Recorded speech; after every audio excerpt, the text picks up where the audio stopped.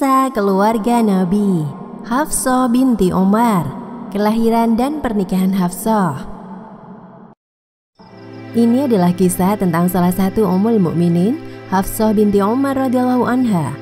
Hafsah dikenal sebagai sawamah dan qawwamah, yakni wanita yang rajin berpuasa dan melaksanakan ibadah salat malam. Ia juga dipercaya meneruskan tanggung jawab untuk menjaga Al-Quran.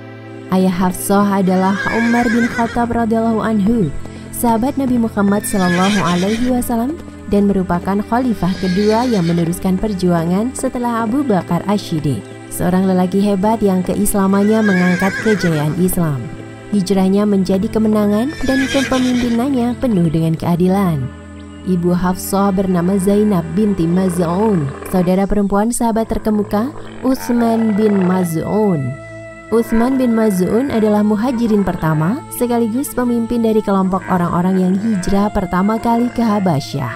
Paman Hafsah adalah Zaid bin Khattab yang ikut dalam perang Badar dan perang-perang lainnya bersama Nabi Muhammad SAW dan meninggal sebagai syahid dalam perang Yamamah. Umar bin Khattab pernah berkata tentang Zaid, "Dia telah mendahuluiku dalam meraih dua kebaikan. Dia masuk Islam sebelumku dan gugur sebagai syahid sebelumku." Sedangkan Bibi Hafsah adalah Fatimah binti Khattab radhiyallahu anha. Ia adalah istri Sa'id bin Zaid, salah seorang dari 10 sahabat Rasulullah SAW yang dijamin masuk surga. Fatimah binti Khattab termasuk salah seorang wanita yang pertama masuk Islam.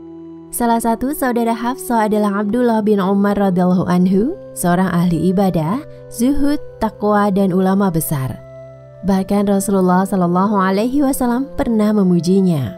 "Sesungguhnya Abdullah adalah seorang yang solih."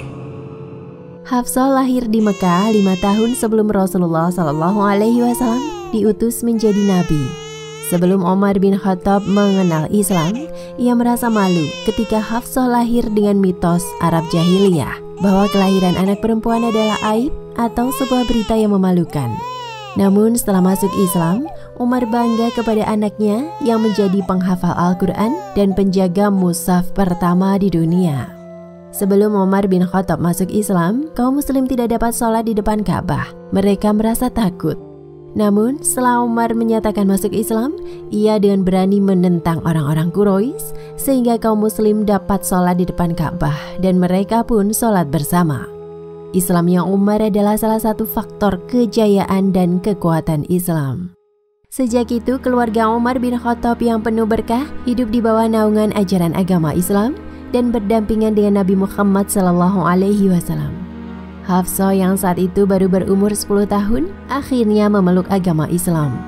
Ketika Hafsah beranjak dewasa, ada seorang sahabat yang meminangnya. Ia adalah Hunais bin Hudzafah. Hunais masuk Islam melalui Abu Bakar Ash-Shiddiq. Hunais adalah seorang yang termasuk memeluk Islam pada masa-masa awal. Dia pernah 2 kali mengikuti hijrah, yakni ke Habasyah dan ke Madinah. Kala itu kekejaman dan intimidasi orang-orang musyrik semakin meningkat.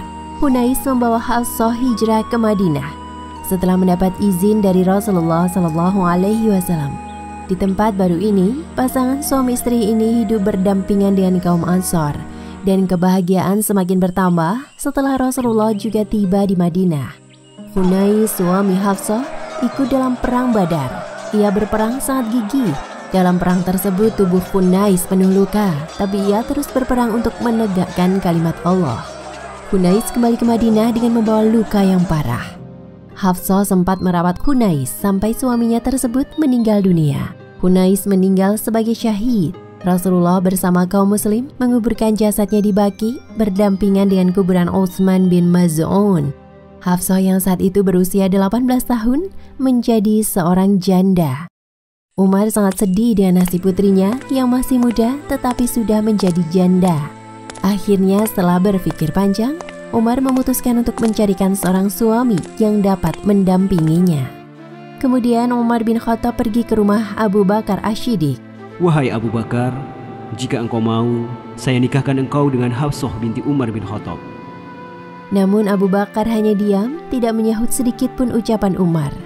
Umar merasa sedih dan kecewa. Diamnya Abu Bakar berarti adalah sebuah penolakan. Lalu Umar menawarkan putrinya kepada Utsman bin Affan. Kala itu Utsman sedang berduka karena ditinggal istrinya meninggal dunia, Ruqayyah, putri Rasulullah. Wahai Utsman, jika engkau berkenan, aku nikahkan engkau dengan Hafsah binti Umar. Saya akan pikirkan masalah ini. Umar pun menunggu beberapa waktu, lalu ia bertemu lagi dengan Utsman. Utsman pun memberi jawaban. Tampaknya saya belum ingin menikah saat ini. Mendengar jawaban Utsman, Umar pun merasa sedih. Umar kecewa dengan sikap kedua sahabatnya tersebut. Kemudian Umar mengadukan hal tersebut kepada Nabi Muhammad SAW. Setelah Rasulullah mendengar cerita Umar, beliau berkata, Hafsah akan menikah dengan orang yang lebih baik dari Utsman, sedangkan Utsman akan menikah dengan wanita yang lebih baik dari Hafsah. Tidak lama kemudian, Rasulullah SAW meminang Hafsah binti Umar. Umar pun menikahkan putrinya dengan sukacita. Umar merasakan bahagia yang tiada tara. Bagaimana tidak, putrinya menikah dengan seorang yang agung dan mulia, yaitu Muhammad SAW. Setelah pernikahan Hafsah selesai, Abu Bakar menemui Umar dan minta maaf. Mungkin kau kecewa padaku saat mengajukan Hafsah. Aku tak memberikan jawaban apapun padamu. Iya. Janganlah engkau kesal kepadaku. Sesungguhnya aku pernah mendengar Rasulullah SAW telah menyebut Hafsah. Aku tak ingin menyebarkan rahasia Rasulullah. Seandainya beliau tidak menyatakan maksudnya, maka aku pasti bersedia menikahinya. Rasulullah menikahi Hafsah pada tahun ketiga Hijriah, tepatnya sebelum perang Uhud. Dalam pernikahannya beliau memberi mahar sebesar 400 dirham. Demikianlah kisah Hafsah binti Umar. Hikmah yang bisa diambil dari kisah tadi antara lain: pertama, hendaknya kita berani dalam menegakkan atau mengungkapkan kebenaran, seperti teladan dari keberanian Umar bin Khattab dalam memerangi orang Quraisy yang menentang ajaran Islam. Kedua, para sahabat Nabi SAW sangat beradab dan menghargai Rasulullah. Hal ini ditunjukkan ketika Abu Bakar menolak Hafsah karena sebelumnya telah mengetahui bahwa Rasulullah akan menikahi Hafsah. Wallahu a'lam bishawab. Kisah keluarga Nabi, Hafsah binti Umar. Kemuliaan Hafsah. Hafsah radhiyallahu anha memiliki kedudukan yang tinggi di hati Rasulullah SAW, bahkan termasuk salah seorang istri yang istimewa di antara istri-istri beliau lainnya. Aisyah pernah mengakui hal tersebut. Berkatalah Aisyah tentang Hafsah, Hafsah adalah termasuk salah seorang istri Nabi SAW yang nyaris setara denganku. Namun kehidupan istri-istri Nabi Muhammad SAW tidak lepas dari perasaan-perasaan manusiawi, sebagaimana wanita pada umumnya, seperti rasa cemburu dan lainnya. Untuk menghadapi persoalan tersebut, Nabi Muhammad SAW terus membimbing dan mendidik para istrinya dengan bersumber dari ajaran Allah Subhanahu wa Ta'ala. Pernah suatu ketika Rasulullah menceraikan Hafsah karena rasa cemburunya dan menjatuhkan talak satu kepadanya. Hafsah merasa sedih dan sangat terpukul. Namun tidak lama kemudian, Jibril turun dengan membawa perintah dari Allah Subhanahu wa Ta'ala agar Rasulullah SAW merujuk Hafsah kembali. Jibril berkata, Jangan ceraikan Hafsah, karena ia adalah seorang ahli puasa dan sholat. Dia adalah istrimu di surga. Lalu Rasulullah SAW merujuk Hafsah kembali. Sungguh kejadian tersebut adalah suatu kemuliaan. Itulah kedudukan Hafsah di mata Allah Subhanahu wa Ta'ala. Hafsah merupakan wanita yang pandai dalam membaca dan menulis. Padahal di masa itu hanya sedikit laki-laki yang pandai membaca dan menulis, apalagi kaum perempuan. Sehingga ia dikenal memiliki keilmuan, pemahaman, dan ketakwaan yang sangat luas. Maka tak heran jika Hafsah memiliki kedudukan yang istimewa di sisi Rasulullah SAW.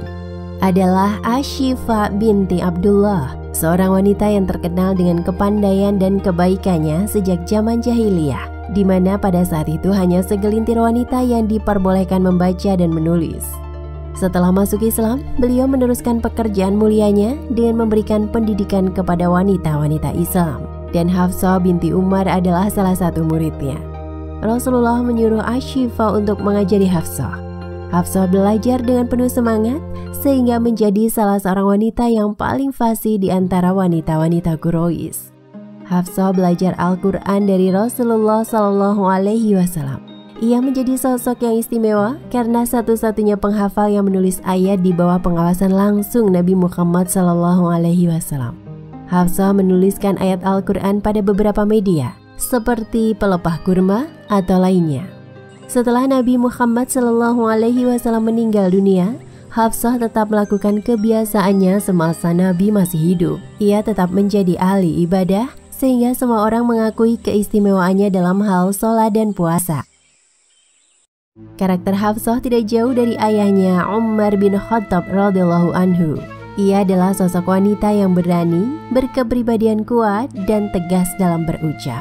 Dan ketika sang ayah Umar bin Khattab diangkat menjadi khalifah, Hafsah tidak mengubah gaya hidupnya sedikit pun.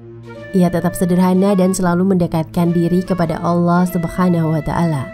Pada saat Umar bin Khattab menjadi khalifah, tidak jarang Umar bertanya tentang berbagai hukum agama kepada Hafsah.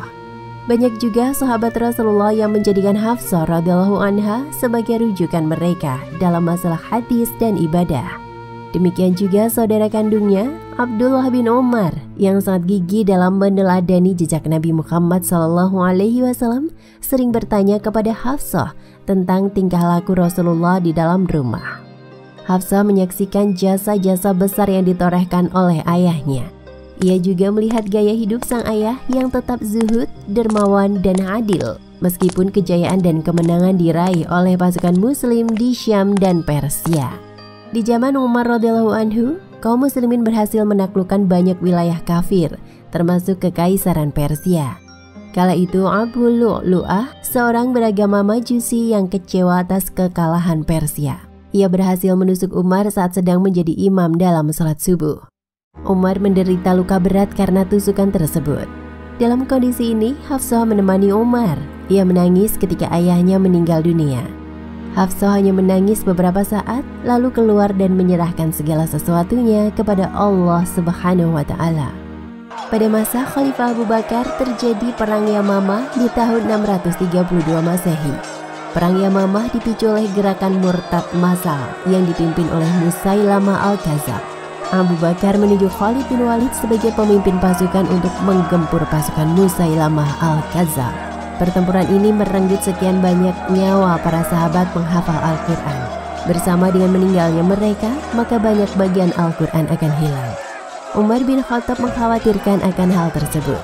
Saat itulah muncul gagasan melakukan pengumpulan ayat-ayat Al-Quran sebelum para penghafal lainnya gugur dalam pertempuran lain. Setelah peristiwa Perang Yamamah, Umar menemui Abu Bakar dan memberikan saran mengenai rencana pengumpulan Al-Quran. Sesungguhnya, banyak sekali para penghafal Al-Quran yang syahid dalam Perang Yamamah. Saya khawatir akan semakin banyak lagi yang gugur dalam perang-perang berikutnya. Akibatnya, akan banyak bagian Al-Quran yang hilang bersama meninggalnya mereka. Untuk itu, saya mengusulkan agar engkau mengumpulkan Al-Quran. Bagaimana mungkin kita melakukan suatu perkara yang tidak pernah dilakukan oleh Rasulullah SAW? Demi Allah, ini lebih baik wahai Abu Bakar. Lalu Abu Bakar Ash-Shidi memanggil Zaid bin Sabit. Ketika Zaid telah sampai di rumah Abu Bakar, ia melihat ada Umar juga hadir di sana. Lalu Abu Bakar berkata, "Sesungguhnya Umar menyampaikan saran agar saya menghimpun Al-Quran. Engkau adalah salah seorang penulis wahyu di zaman Rasulullah SAW. Jika engkau sependapat dengannya, maka saya pun bersedia melakukannya. Tetapi jika engkau sependapat dengan saya, maka saya tidak akan mengerjakannya." Mendengar perkataan Abu Bakar, Zaid langsung menolak. "Saya tidak sependapat dengan Umar." Abu Bakar dan Zaid menolak usulan Umar tersebut karena mereka merasa Rasulullah SAW tidak melakukan hal tersebut dan tidak pernah memerintahkan. Penolakan tersebut sangat maklum sebagai bentuk kehati-hatian dalam mengerjakan suatu amalan. Saat itulah Umar berkata dengan tegas, "Lantas, apa salahnya jika kalian melaksanakannya?" Abu Bakar dan Zaid terdiam dan memikirkan tentang rencana itu kembali. Lalu mereka berkata, Demi Allah, memang tidak ada salahnya. Wahai Zaid, sesungguhnya engkau masih muda dan cerdas. Kami tidak meragukan kemampuanmu sedikit pun. Selain itu, engkau juga penulis wahyu ketika Rasulullah SAW masih hidup. Maka kumpulkan seluruh bagian Al-Quran dan himpunlah menjadi satu. Maka Zaid pun mulai mengumpulkan bagian-bagian Al-Quran yang selama ini ditulis secara terpisah pada pelepah kurma, lempengan batu, dan yang dihafal oleh para sahabat. Proses pengumpulan ayat-ayat Al-Quran yang terjadi pada masa kekhalifahan Abu Bakar Asy-Syiddiq ini memakan waktu sekitar 2 tahun. Ada yang mengatakan dalam waktu kurang dari 1 tahun, yakni antara setelah terjadinya Perang Yamamah dan sebelum wafatnya Abu Bakar. Pengumpulan pada masa Khalifah Abu Bakar berhasil dan para sahabat sepakat terhadap kesohihan dan penelitiannya, serta tidak ada tambahan dan pengurangan. Lembaran-lembaran catatan yang berhasil dikumpulkan itu disimpan oleh Abu Bakar hingga wafat. Setelah Abu Bakar wafat, lembaran Al-Quran dijaga oleh Umar bin Khattab. Kemudian setelah Umar bin Khattab wafat, Hafsah meneruskan tanggung jawab untuk menjaga Al-Quran. Hal itu dilakukan atas pesan dari Umar dengan pertimbangan bahwa Hafsah binti Umar adalah istri Rasulullah yang juga penghafal Al-Quran dan pandai baca tulis. Pada masa kekhalifahan Utsman bin Affan dilakukan pengiriman ekspedisi militer ke Armenia dan Azerbaijan. Selama ekspedisi tersebut berlangsung, Hudzaifah bin Yaman sangat terkejut dengan adanya perselisihan tentang bacaan Al-Quran yang muncul di antara tentara Muslim. Setelah kembali ke Madinah, Hudzaifah menemui Utsman dan berkata, "Wahai Amirul Mukminin, selamatkan umat ini sebelum mereka berselisih tentang Al-Quran seperti perselisihan antara orang-orang Yahudi dan Nasrani." Utsman bin Affan mengambil kebijakan untuk membuat sebuah mushaf standar. Pada masa Khalifah Utsman bin Affan inilah Al-Quran mulai dibukukan. Kemudian Utsman mengutus seseorang kepada Hafsah radhiyallahu anha untuk mengambil lembaran-lembaran Al-Quran yang disimpannya. Wahai Hafsah, berikan lembaran-lembaran Al-Quran yang ada padamu untuk kami salin dalam satu mushaf. Lalu kami akan mengembalikannya lagi kepadamu. Baiklah. Lalu Utsman menugaskan Zaid bin Sabit dan 3 orang dari suku Quraisy, yaitu Abdullah bin Zubair, Sa'id bin Al-As, dan Abdurrahman bin Harits bin Hisham untuk menyalinnya dalam satu mushaf. Jika kalian berselisih dengan Zaid tentang bacaan Al-Quran, maka salinlah sesuai dengan bacaan Quraisy, karena Al-Quran diturunkan dengan dialek Quraisy. Zaid dan timnya berhasil melaksanakan tugasnya. Setelah lembaran-lembaran Al-Quran telah selesai disalin dalam beberapa mushaf, Utsman mengembalikan lembaran-lembaran asli kepada Hafsah. Kemudian Hafsah melanjutkan hidup sebagai penghafal Al-Quran dan penjaga Al-Quran. Utsman mengirimkan mushaf tersebut ke seluruh wilayah Islam dan ia juga menyertakan seorang pendamping mushaf yang mengajarkan bacaannya.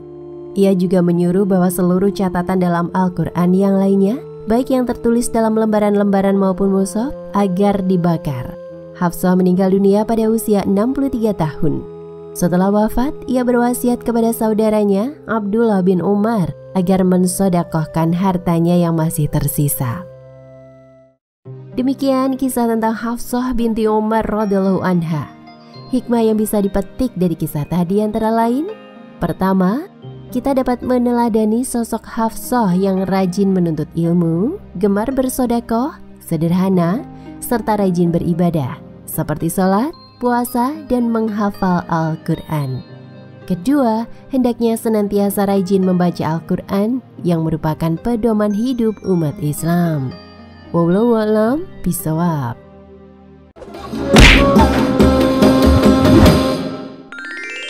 Kisah keluarga Nabi, Zainab binti Khuzaimah, ibunda kaum fakir miskin. Zainab binti Khuzaimah radhiyallahu anha adalah istri Nabi Muhammad SAW yang memiliki gelar Ummul Masakin, yaitu ibu kaum fakir miskin. Zainab lahir di kota Mekah sekitar 13 tahun sebelum Rasulullah SAW diutus menjadi nabi. Ayah Zainab bernama Khuzaimah bin Al-Harits dan ibunya adalah Hindun binti Auf. Wanita dermawan ini berasal dari keluarga yang dihormati dan disegani. Gelar Ummul Masakin diberikan kepada Zainab sejak masa jahiliyah, sebab ia dikenal memiliki sifat murah hati, gemar bersedekah, membantu, berbuat baik, dan memberi makan orang-orang fakir miskin sejak sebelum ia masuk Islam. Ketika Nabi Muhammad SAW mulai menyampaikan agama Islam, Zainab binti Khuzaimah termasuk orang yang pertama-tama masuk Islam. Sebelum memeluk agama Islam, ia sudah memiliki banyak kemuliaan. Maka setelah masuk Islam, ia menjadi sosok yang sangat luar biasa. Keimanannya bertambah kokoh, ia giat beribadah seperti sholat, puasa, berzikir kepada Allah, dan semakin menyayangi orang-orang fakir miskin. Terdapat perbedaan pendapat tentang rumah tangga yang dibinanya sebelum menikah dengan Rasulullah. Ada yang mengatakan suami pertama Zainab adalah Tufail bin Harits, namun pernikahan tersebut tidak berlangsung lama. Tufail menceraikan Zainab karena tidak kunjung memiliki anak. Kemudian Zainab dinikahi oleh saudara Tufail, yaitu Ubaidah bin Harits. Ubaidah adalah salah seorang prajurit penunggang kuda yang perkasa. Ia gugur dalam perang Badar. Ada yang mengatakan bahwa suami keduanya adalah Abdullah bin Jahsy. Kemudian Abdullah gugur dalam perang Uhud. Setelah selesai masa iddah, Rasulullah SAW datang meminangnya. Zainab tidak menyangka bahwa ia akan dinikahi oleh Rasulullah SAW. Saat itu Zainab sempat bingung dan bertanya pada dirinya, siapakah yang akan mengurus pernikahanku? Tak lama kemudian, Zainab berhasil meyakinkan dirinya.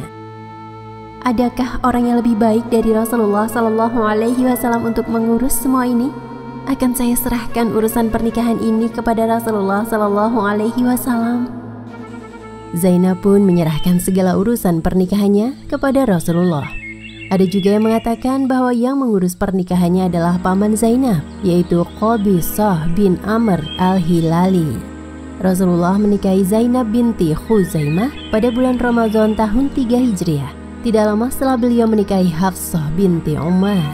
Rasulullah memberikan mahar sebesar 400 dirham. Zainab memang tidak berparas cantik, tetapi ia memiliki hati yang sangat mulia. Kecantikan hati dan akhlaknya membuat ia dinikahi oleh Rasulullah SAW. Rasulullah membangunkan sebuah rumah kecil dan sederhana untuk Zainab di samping rumah Aisyah binti Abu Bakar dan Hafsah binti Umar radhiyallahu anha. Sebelum Zainab masuk dalam lingkungan keluarga Nabi SAW, Aisyah radhiyallahu anha dan Hafsah radhiyallahu anha telah lebih dulu menjadi bagian dari keluarga yang mulia itu.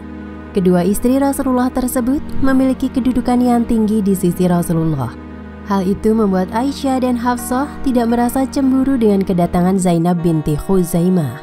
Zainab menghabiskan semua waktunya untuk beribadah kepada Allah Subhanahu wa Ta'ala, menyantuni sekian banyak orang miskin dan bersedekah kepada mereka. Sebab setelah dinikahi oleh Nabi Muhammad SAW, Zainab menyaksikan langsung kasih sayang yang memancar dari hati Rasulullah. Beliau menekankan kepada segenap kaum muslimin agar bersedekah kepada fakir miskin. Kecantikan hati Zainab terpancar dari perilakunya yang begitu mulia, peduli kepada orang lain dan senang meringankan beban saudara-saudaranya. Dikisahkan bahwa Zainab memiliki budak, perlakuannya kepada budaknya sangat baik. Seluruh budak yang dimilikinya diperlakukan seperti kerabat dekatnya sendiri. Biasanya Rasulullah mengingkari beberapa julukan yang dikenal pada zaman jahiliyah, tetapi beliau tidak mengingkari gelar atau julukan Ummul Masakin pada diri Zainab binti Khuzaimah. Sebab gelar ini memang pantas dan benar-benar tercermin dari sikap Zainab yang memiliki keluhuran budi pekerti baik. Zainab radhiyallahu anha menjalani hari-hari yang bahagia bersama Rasulullah. Ia mendampingi beliau dengan setia dan giat belajar dari petunjuk, akhlak, dan kasih sayang beliau.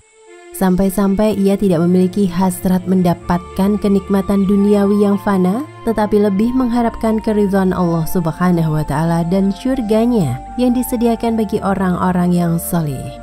Pernikahan Nabi Muhammad SAW dan Zainab binti Khuzaimah radhiyallahu anha berjalan sangat singkat, yakni sekitar 2 atau 3 bulan saja, dan ada yang mengatakan 8 bulan.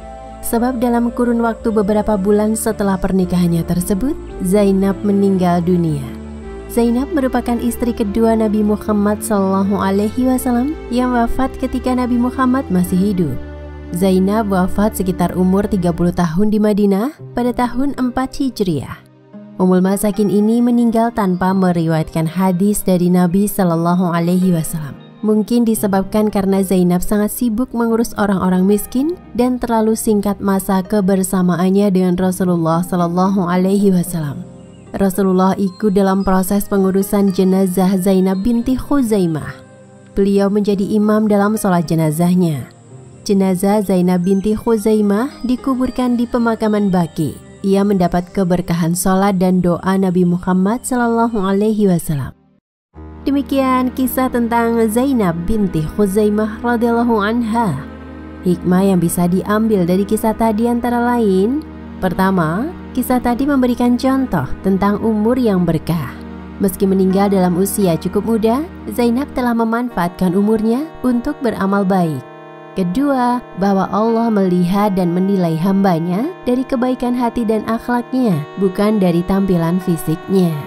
Ketiga, Allah memudahkan urusan ketika kita bersedia membantu orang yang membutuhkan. Wallahu a'lam bishawab.